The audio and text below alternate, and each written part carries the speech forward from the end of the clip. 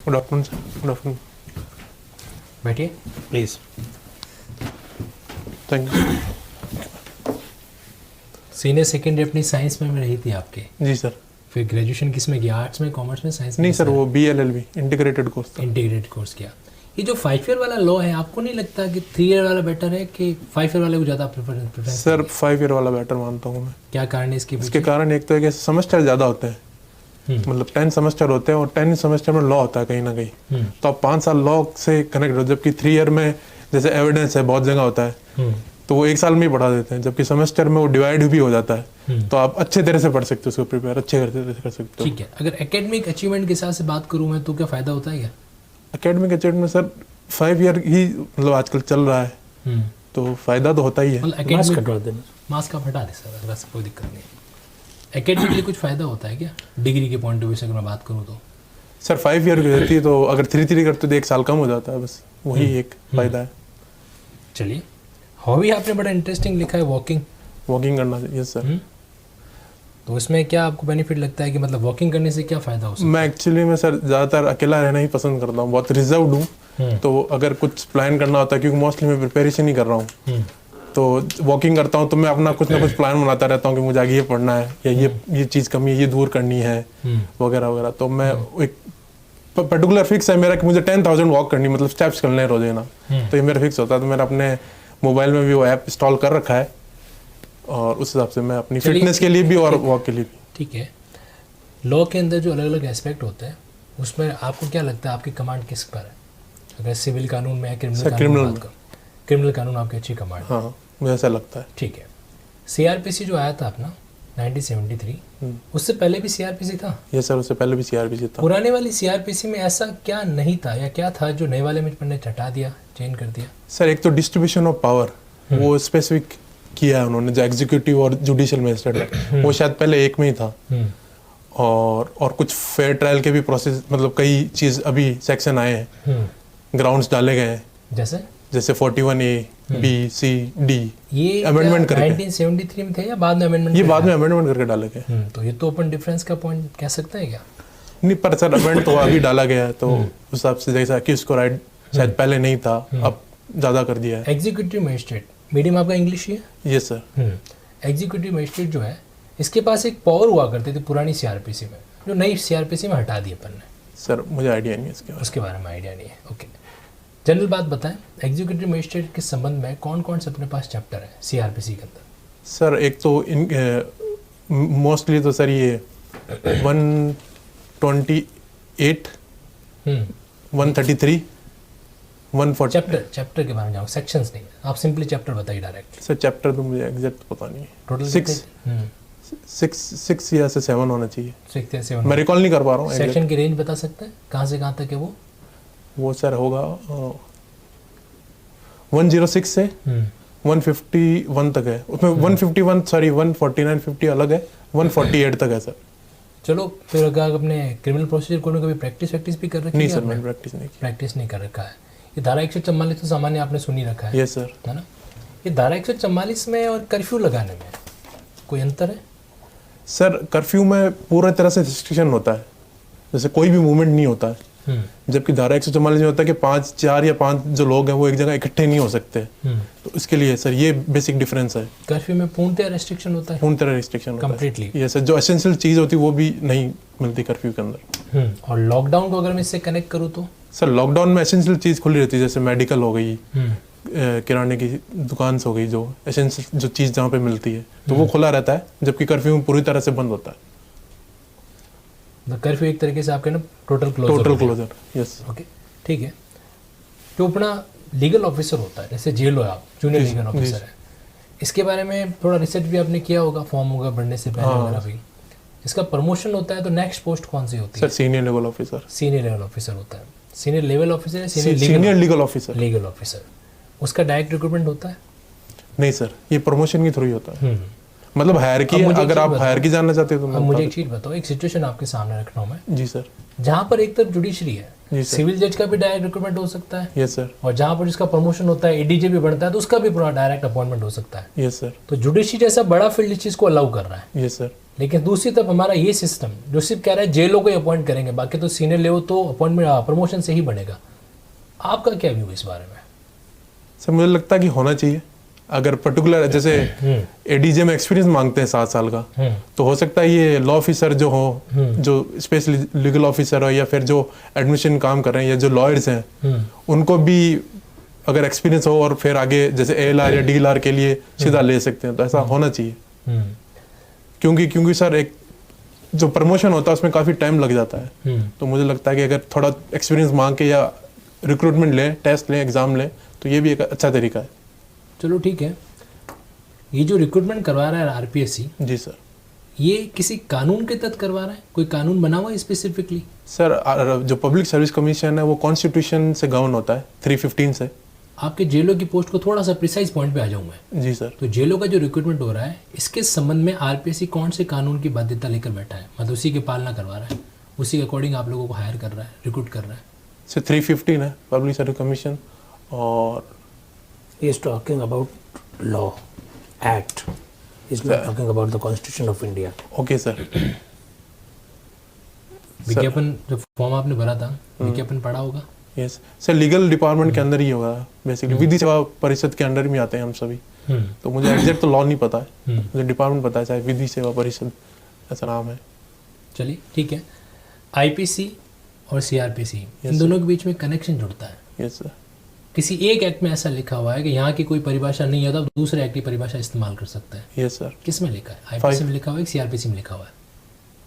Sir section 5 में है CrPC में, सेविंग क्लॉज में है शायद। Yes sir. सेक्शन 5 या सेक्शन 2 परिभाषा किस में आती है? सर सेक्शन 2 में सीआरपीसी में। Yes sir. सेक्शन 2 में आती है, 5 में तो नहीं आती? नहीं 2 में आती। चलो ठीक है, सीआरपीसी प्रोसीजर लॉ है। जी सर। क्या ऐसा भी हो सकता है कि माइनर कानून में कुछ स्पेशल प्रोसीजर आ जाए जहाँ पर सीआरपीसी लागू नहीं हो सकता है सर, होते हैं कई लॉ बनते हैं, जैसे 2-3 माइनर कानून के नाम बताओ जहाँ पर सीआरपीसी के प्रावधान लागू होते हैं। ये तो प्रोसीजर लॉ है सर। अगर पर्टिकुलर अगर किसी एक्ट बनाया और उसमें प्रोसीजर दे रखा है, तो वो प्रोफेसर प्रिवेल करेगा सीआरपीसी के रिगार्डिंग, क्योंकि वो स्पेशल लॉ है इसलिए। तो मुझे एक्ट तो नहीं पता कि किसमें क्या प्रोसीजर दे रखा है, पर मैं ये बता सकता हूँ कि हाँ, अगर उसमें प्रोसीजर है तो फिर वो ही फॉलो किया जाएगा, सीआरपीसी नहीं किया जाएगा। चलो ठीक है, एक जेलो कोर्ट में जाकर प्रैक्टिस क्यों नहीं कर सकता? उसके पास भी तो एलएलबी की डिग्री है। सर ये एडमिनिस्ट्रेशन काम है मोस्टली, ये अपने जो डिपार्टमेंट होता है उसमें लीगल ओपिनियन या लीगल असिस्टेंट करता है, पैरवी नहीं कर सकता। ये पैरवी जो करता है उसको सपोर्ट कर सकता है, उसका असिस्टेंट कर सकता है, मॉनिटर कर सकता है अपने जो डिपार्टमेंट में, पर हाँ अलाउ नहीं है, प्रैक्टिस अलाउ नहीं है। प्रैक्टिस अलाउ नहीं है। जेलो अपने डिपार्टमेंट में अपनी लिखित लीगल ओपिनियन दे सकता है? लिखित सर हाँ दे सकता है, अगर उसे लगता है कि जैसे कुछ पूछा है कि ये प्रोविजन है, इसमें हम अपील कर सकते हैं कि नहीं कर सकते हैं, तो लिख सकता है हाँ इसमें ये प्रोविजन है और आप अपील कर सकते हो, लिखते। तो ये लीगल ओपिनियन ही देना है काम है, तो वो लिखित में भी दे सकता है। लिखित में वो दे सकता है। Yes sir. चलिए ठीक है, लास्ट सवाल मेरी तरफ से। संविधान के अंदर एक ऐसा आर्टिकल है जी सर जो कहता है जो पुराने कानून आईपीसी 1860 का है, जी सर, बहुत पुराना कानून है, हमारा संविधान तो कब बना? 1950 में बना। जी सर। तो आर्टिकल ये कहता है पुराने कानून को भी अपन अपना अप्लाई कर सकते हैं, 372 के अंदर। Okay sir please. What do you mean by presidential reference? Presidential reference, sir, it has been given under one section, article 143.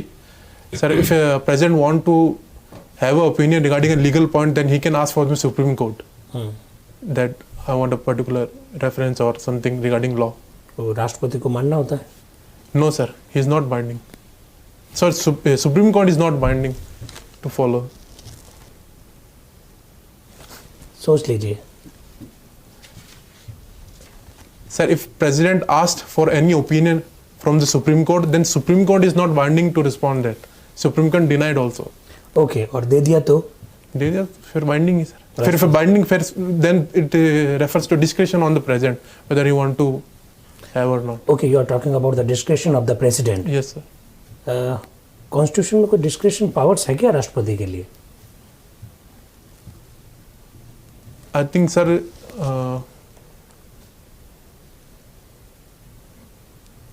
no sir, you have to add from the council of minister. You have to take advice from the council of minister headed by the prime minister. You were talking about the discretion of the president. Now you are saying that you will get advice from the council of ministers. So I think it's a contradictory statement. Sir, I'm not recalling that particular article, but I know there is something that President has. Okay. Like for calling for the sessions, I think that something is not aid or advised by the Prime Minister or something. Like after the first general election, he normally gives speeches, then something that he has to done from himself. I think so. So I'm not sure about that. Okay, okay. Supreme Court को court of the record कहा जाता है. जी sir. Why so? Sir, he can punish for his contempt, Article 129. Okay. Yes sir. And what about the High Courts? Yes sir, High Court also 215. उसका कुछ और भी मतलब होता है? No sir, if any order passed by the Supreme Court, if anybody violates that, then they can proceed. Okay. ये जो contempt of the court होता है, जी sir. उसका constitutional base क्या है? Sir, it is governed by some act sir, but I'm not aware that particular कोई act. भी act जो बनता है पार्लियामेंट के द्वारा, Yes. उसका कोई न कोई तो कॉन्स्टिट्यूशन में बेस होता होगा. Yes sir.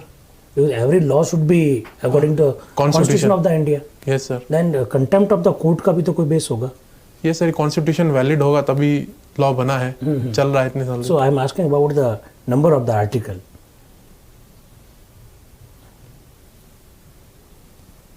Sir, it not violate the actually fundamental right or some. Okay. Then Okay. it can be Tell me. What do you mean by ad hoc judges? for a time based for a temporary purpose. That are called ad hoc judges. ये कहाँ होता है? Supreme court में और high courts में? I think it's Supreme Court. Article 126. I'm not sure about the article, but I think it's 126 or something. Okay. Chief justice साहब अभी ऐसे बोबड़े साहब हैं, जी सर. उनका पद खाली हो जाए जी सर. तो फिर ऐसी स्थिति में एक्टिंग चीफ जस्टिस नियुक्त किया जाता है. जी सर. वो प्रेसिडेंट ऑफ द इंडिया नियुक्त करेंगे. जी सर. तो मेरा प्रश्न है कि एक्टिंग जो चीफ जस्टिस नियुक्त किया जाएगा, सर ये पद मतलब खाली कैसे है? वो कुछ काम के लिए है या फिर पूरा उनका टाइम पूरा मतलब हो जाता है? टाइम भी पूरा हो गया समझ लीजिए, हाँ. या फिर वो बीमार हो गए, यस सर. या फिर उन्होंने रेजिग्नेशन दे दिया, यस सर. या फिर उनको रिमूव कर दिया गया, yes sir. Then who will, कौन काम करेगा? सर सीनियर मोस्ट जज करेंगे. NV Ramanna, I think the senior most judge after the Honorable Judge Sharad Arvind Bobde. I think Justice Honorable Justice NV. अच्छा, okay, you are telling that senior most जज जो होता है वो acting chief justice के रूप में काम करेगा. Yes. क्या कॉन्स्टिट्यूशन में इस संदर्भ में कोई प्रोविजंस है? नहीं, इसमें तो प्रोविजन नहीं है. ये कॉलेजियम से गवर्न होता है बेसिकली. तो collegium. Okay, tell me what do you mean by memorandum of the procedure, MOP? Are you aware? No sir, I am not aware. Okay, collegium क्या होता है?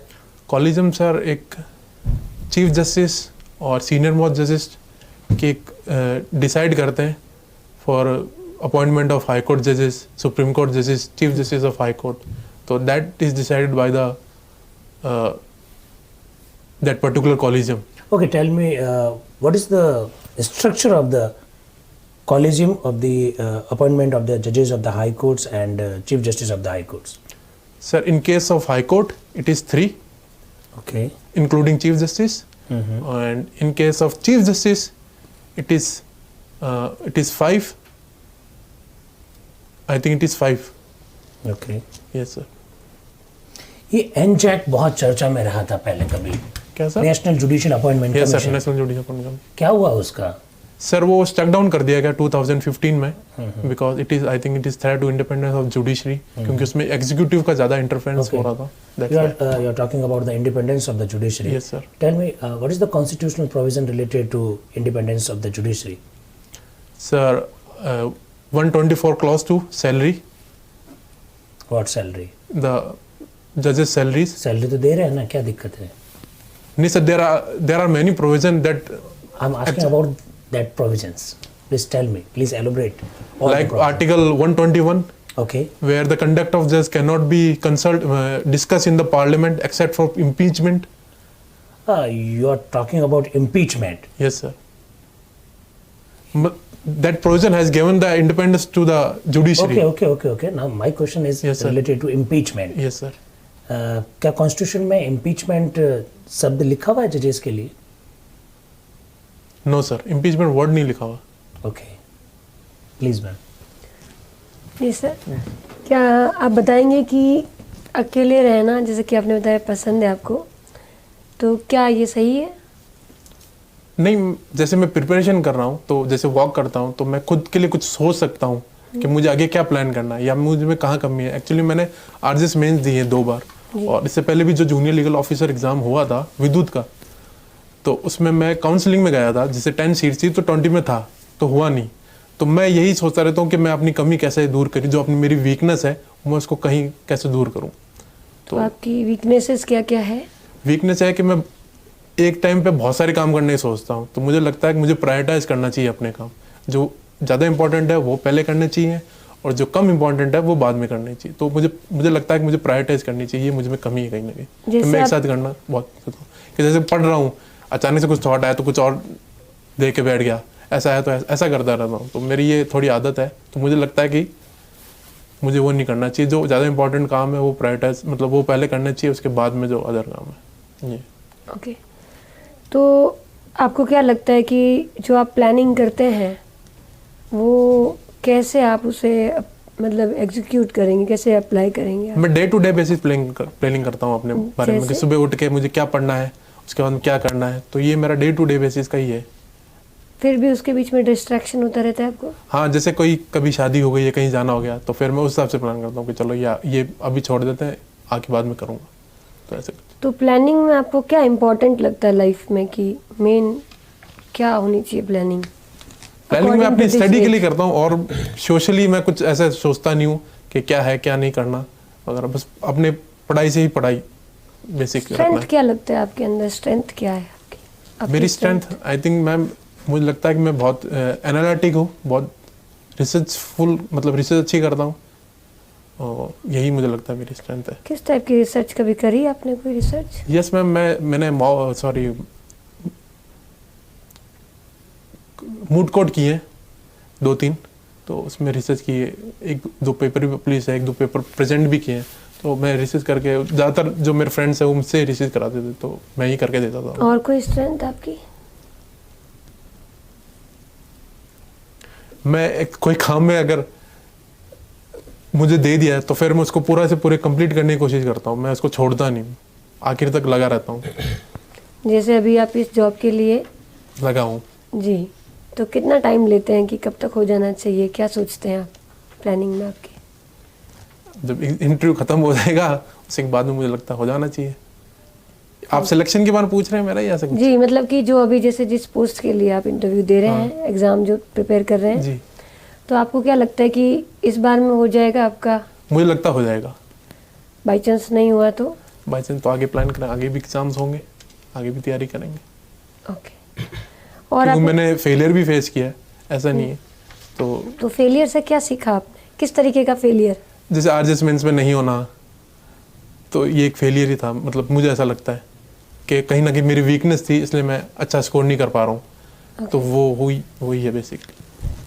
फाइंड आउट किया क्या? हाँ, मुझे लगा कि हाँ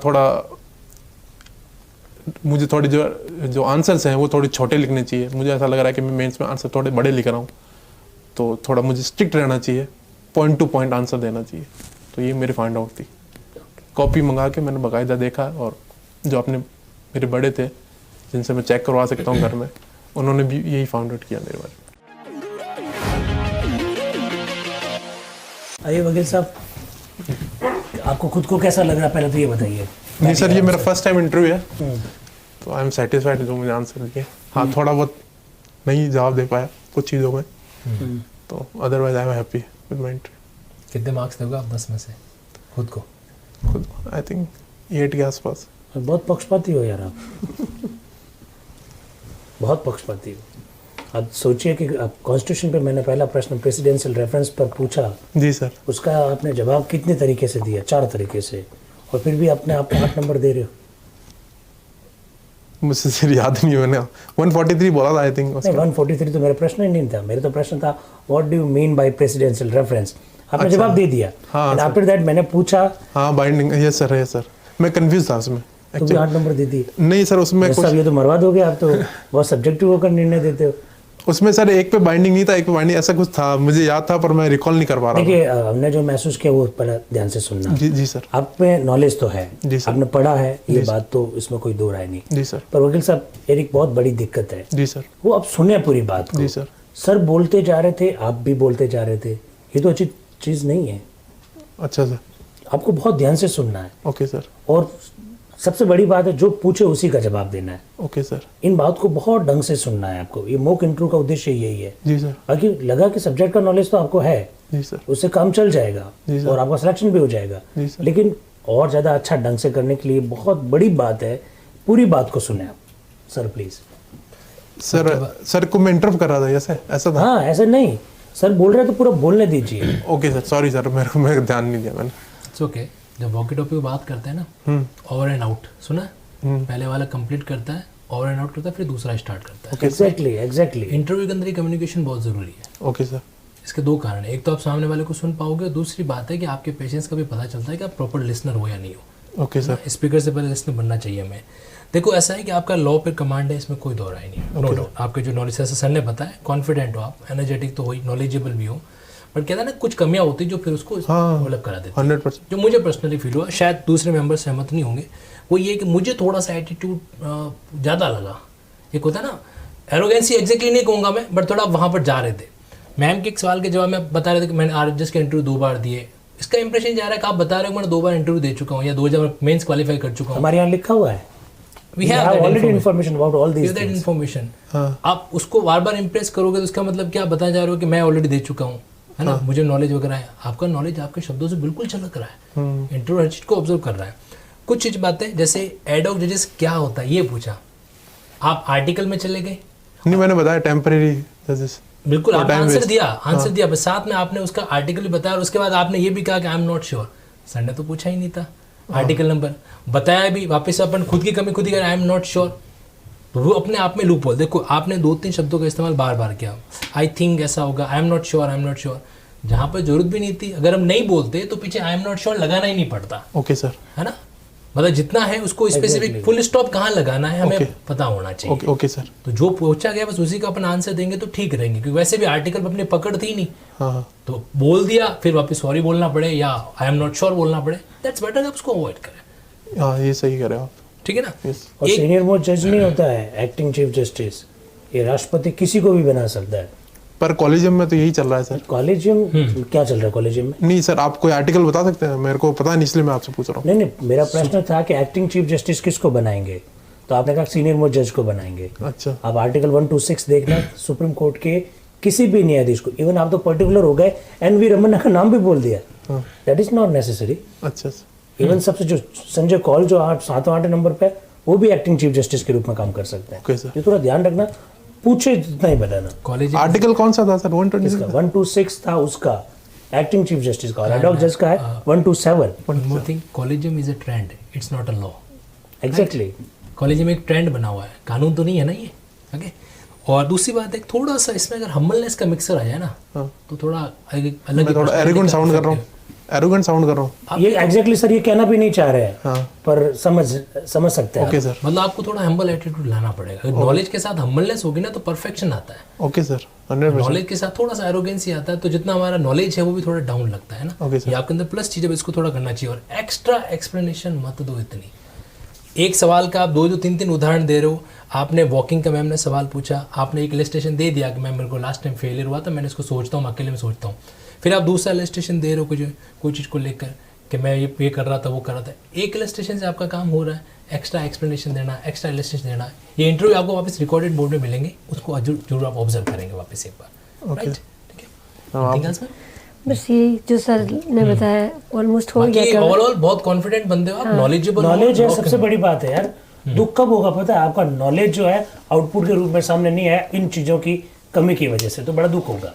आपके नॉलेज है यार, नॉलेज को आउटपुट में बदलने के लिए जो सर ने बातें कही है ना। हाँ, मैं बिल्कुल वही, जब भी मॉक देने का मतलब ही यही है। आपके पास नेचुरली इतनी अच्छी स्माइल है तो क्यों नहीं यूज करते? ठीक है।